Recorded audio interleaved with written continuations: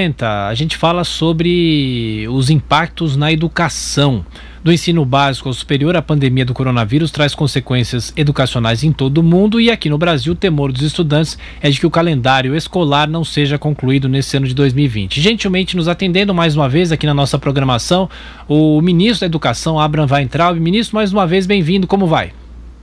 Muito obrigado, Thiago. Muito gentil estar aqui pelo convite, agradeço. Prazer estar de novo com vocês. Bom dia a todos os ouvintes, bom dia Augusto, bom dia Constantino.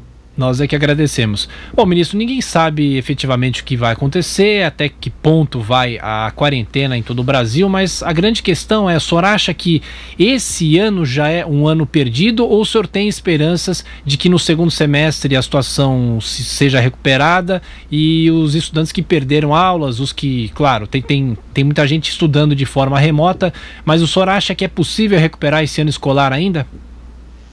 Eu não acho que é um ano perdido. Eu concordo com a análise que foi feita. O momento deveria ser de união, mas eu já me permito começar a questionar algumas coisas e algumas decisões tomadas. Houve precipitação? A análise está corretíssima que vocês estavam fazendo. Provavelmente vai morrer muito menos do que 40 mil brasileiros de coronavírus. 40 mil é o número de brasileiros que morrem todo ano de acidente de trânsito. Sendo que as pessoas que vão morrer de coronavírus são mais idosas. Então, em termos de... E quem morre de acidente de trânsito é a média mais próxima dos 30 anos. Então, a conclusão vai ser, a partir desse ano a gente vai proibir a circulação de automóveis e de motos, ou vamos simplesmente exigir mais cinto de segurança, mais punição para direção imprudente? Então, assim, eu acho que houve um descontrole, não houve uma serenidade. Do exemplo prático, teve escola em Pariquera-Açu que foi paralisada ao mesmo tempo que uma escola na Grande São Paulo, onde a contaminação seria mais rápida. Você mandou crianças para casa, sem merenda, o livro didático já tinha sido distribuído. E você está tendo uma gestão dessa crise por parte dos governadores e alguns prefeitos que foi precipitado, sem dúvida. Poderíamos ter entrado gradualmente em quarentena, por partes, à medida que fossem aparecendo os casos, as crianças seriam menos afetadas? Poderíamos. E junto a isso, também tem uma coisa que eu gostaria de chamar a atenção, que é muito grave. Se vocês notarem, o ano passado já tentaram impedir que o Enem acontecesse. E esse ano, de novo, tem uma série de ações na justiça. A gente está mantendo o calendário, abrimos as inscrições para as pessoas que não vão pagar para fazer inscrição. Já tem 2 milhões de brasileiros que fizeram inscrição. E, de novo, você entra a oposição, várias pessoas querendo impedir que o Enem ocorra judicialmente, quer adiar, quer postergar. Por quê? Porque você quebra a expectativa das pessoas, você desmobiliza as pessoas, você tira a perspectiva. E aí, Thiago, se você me permitir, eu discordo de você. Eu consigo prever o que vai acontecer. Sabe o que vai acontecer? No segundo semestre, a imensa maioria dos brasileiros vai estar viva. 99,5% dos brasileiros vai estar vivo, com conta para pagar, depois de uma crise monstruosa, com perspectivas futuras, e o pessoal quer quebrar isso. Não é a primeira vez que eles querem impedir o Enem. O ano passado tentaram, nos anos anteriores tentou-se com invasão de escolas. Quando você quebra a expectativa do Enem, você quebra a expectativa de 5 milhões de brasileiros. Você desmobiliza uma geração inteira de médicos, de enfermeiros, de engenheiros, de pessoas que vão fazer contadores.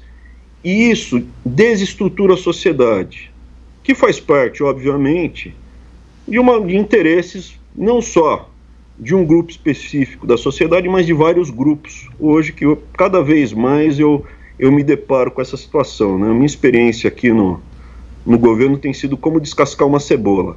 Não que eu chore muito, mas são por camadas. E cada vez que você descasca uma camada, você descobre mais camadas e mais interesses e mais corporações e mais pessoas que recebem dinheiro desses grupos.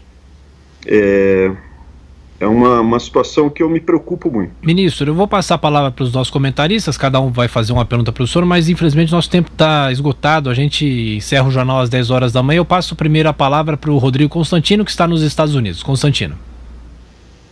Bom dia, ministro. Aqui nos Estados Unidos, a escola pública que minha filha frequenta, por exemplo, ofereceu computadores usados grátis para pais que têm uma realidade financeira diferente, né, abaixo da média. A gente sabe que a realidade do Brasil não é essa. É inviável você fazer algo dessa natureza no Brasil. Então, essa história de estudo online é uma realidade para poucos. A pergunta que eu lhe faço é a seguinte: falta sensibilidade dessa turma que fica fazendo diário de quarentena em rede social? Falta sensibilidade para entender a realidade do povo brasileiro? Olha, Constantino, não é que falta sensibilidade, falta escrúpulo. Porque não se trata de perder o ano. A criança está passando fome em casa. Eu fico revoltado porque uma parte das crianças que vai para a escola, filho de realmente as famílias mais pobres, vão para a escola para comer a merenda. A segunda coisa, tem filho de classe média que agora está passando fome também, porque os pais... O filho de um marceneiro está passando fome, o filho do mecânico está passando fome. O que aconteceu no Brasil foi um crime, do jeito que eles fizeram essa quarentena sem planejamento, de uma forma atabalhoada. E eu não sou jurista, mas eu acho que isso daí serve de alerta para todos nós, cidadãos, e também para repensar quem está no topo da sociedade. Essas pessoas que falam do quarentene-se, né, com vinho de R$200, comendo queijo e dando risada dos outros, eu considero repugnante a atitude, mas eu considero repugnante também a atitude das pessoas que dão dinheiro para essas pessoas falarem bem da agenda deles. Porque tem muita gente que recebe, hoje em dia eu te afirmo isso, muita gente recebe dinheiro de grupos organizados para defender uma agenda totalmente contrária aos interesses da nação brasileira. Agora, Augusto Nunes perguntando para o ministro da Educação. Augusto. Ministro, vários ouvintes e espectadores insistem em perguntar se o senhor tem em mente alguma data para o reinício do ano escolar. Augusto, pergunta muito interessante, muito importante. O que eu gostaria? A gente flexibilizou, não tem mais a necessidade de 200 dias. Vamos fazer por horas. E aí, o que eu pediria... A gente já tem um mapa aqui, os secretários estaduais já sabem que a gente tem um mapa do Brasil inteiro, aqui no MEC, acompanhando os casos da doença, por município, por região. Retoma onde não tem caso, casos pequenos.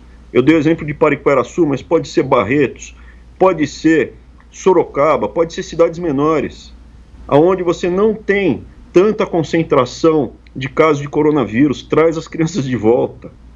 A gente já estamos vendo que a cloroquina, a hidroxicloroquina, junto com a azitromicina, diminui muito a gravidade dos casos. Então, assim, é um pecado que aconteceu. Eu me compadeço com os pais e com as mães.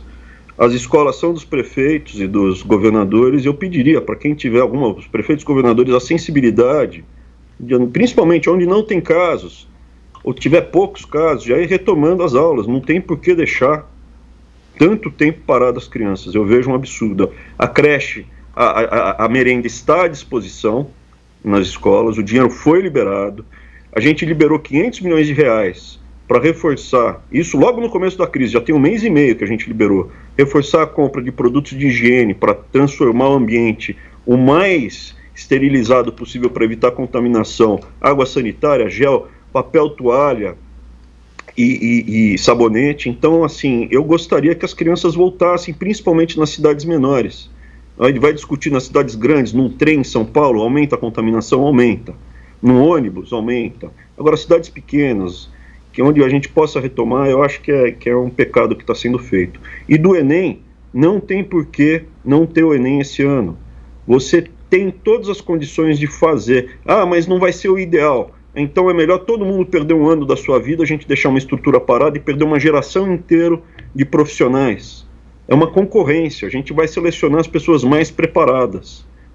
E aí eles argumentam que não é justo, porque os mais pobres não têm internet, mas nunca foi 100% justo. O objetivo do Enem é selecionar as pessoas mais qualificadas e mais inteligentes, e eventualmente, sim, dinheiro influencia, mas para isso existem as cotas, na seleção das pessoas para entrar na faculdade. É uma argumentação para todo mundo perder o ano, desmobilizar a sociedade e gerar essa grande catástrofe que está sendo.